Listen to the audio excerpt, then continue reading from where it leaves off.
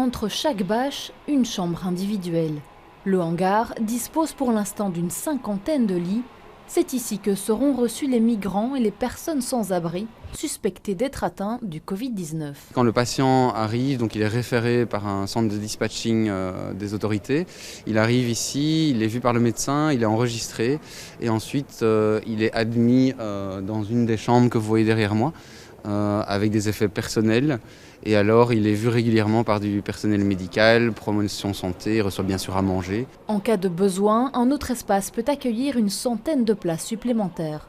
Au total, les patients peuvent rester environ 2 semaines. Une petite table et une chaise qui fait un espace bureau, une table de nuit et alors ce que vous ne voyez pas encore aujourd'hui, il y aura aussi un éclairage personnel par chambre. On peut faire un espace femmes, on peut faire un espace pour les hommes ou accueillir en fonction de ce qu'on reçoit. Cet espace de 8000 m² permet aux personnes vulnérables de bénéficier d'un confinement dans de bonnes conditions.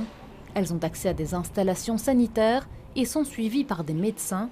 Pour le personnel médical, toutes les précautions sont prises. C'est l'entrée du staff qui va rentrer voir les patients. Donc, d'un côté, il y a la zone où on va s'habiller. On rentre, on fait ce qu'on a à faire. Et de l'autre côté, c'est la zone, quand on sort, où on doit se déshabiller, mais avec certaines précautions. Ça veut dire qu'il ne faut jamais toucher la face de la blouse ou la face du masque.